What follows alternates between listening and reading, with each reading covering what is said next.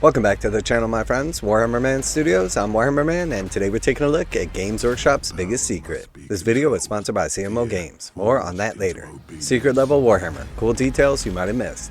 Warning, spoilers ahead. You have been warned. The new Warhammer 40,000 episode of Secret Level has been out in real world on Amazon Prime for a week now, and if you're anything like us, you watch it a few dozen times already. The team at Blur Studio worked closely with the Warhammer Studio to pack every frame with Warhammer 40,000 Easter eggs and in one shot actual eggs. So much so that there's details even an adept of Warhammer lore might have missed. And I don't know if you guys have checked out Secret Level so far, and if this is any kind of preview as to what's to come with Warhammer 40,000 Games Workshop teaming up with Amazon Studios and Henry Cavill, I think we can all rest assured that it's going to be awesome.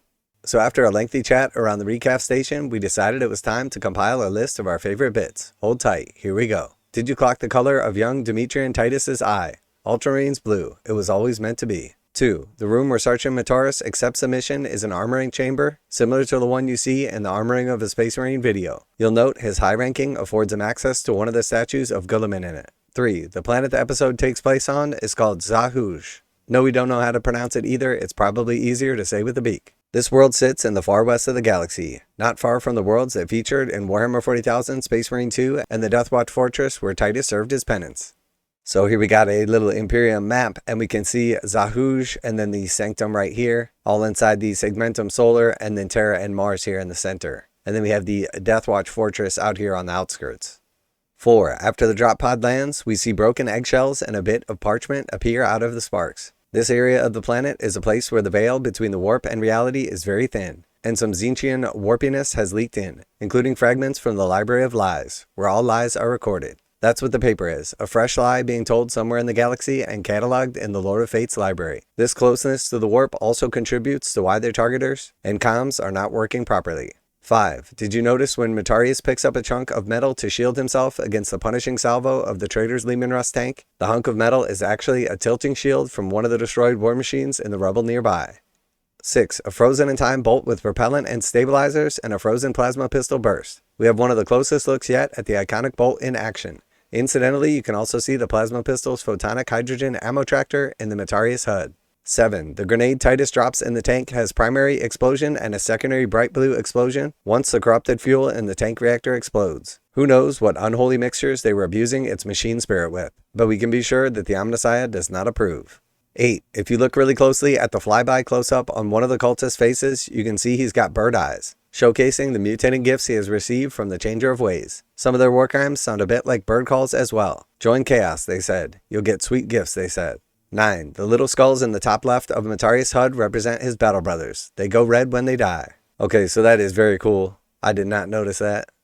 10. You likely spotted that the massive statue in the center of the temple was the Lord of Change, but did you also spy the smaller statues depicting the lesser demons of Tzeentch?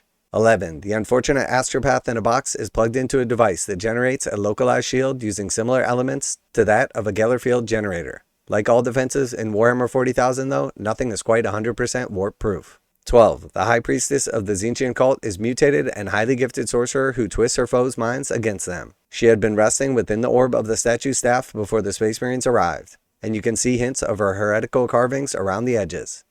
13. Once the idol and sorceress are destroyed, the disruptive powers of the warp is weakened, allowing the box and other systems to reconnect to the Space Marine warship in Orruks and target the shrine's location with an orbital strike. Now a quick word from today's sponsor, CMO Games. CMO Games carries a full range of Games Workshop products including miniatures, paint, terrain, tools, and more. They take pre-orders for most Games Workshop new releases as early as possible, usually 12:01 a.m. Eastern Standard Time. CMO Games offers 15% off of MSRP for most all Games Workshop products and offer fast free shipping to the continental United States on orders over $50. Most orders ship out within 24 hours. You know their customer service is top-notch as they've been selling games online for over 20 years. Use the affiliate link below and let them know that Warhammer Man sent you. 14. The knife Titus kills a sorcerer with is the same one he was found with on the battlefield when discovered by Matarius as a boy.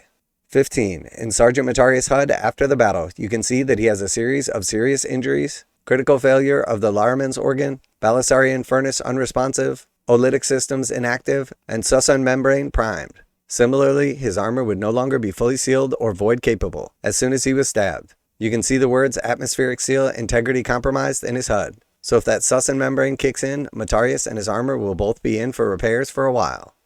These were just a few of our favorite blink and you miss moments from the new Warhammer 40,000 secret level animation. Watch it again for yourself on Prime Video and let us know your favorite moment from the episode. So very cool. Definitely super excited for this. I love how they are tying in all of the Space Marine 2 like cutscenes and storyline with the secret level. And I hope that they continue to tie in the story of Titus and the Space Marines into the Amazon Prime Studios future works. I hope that they go along the same line.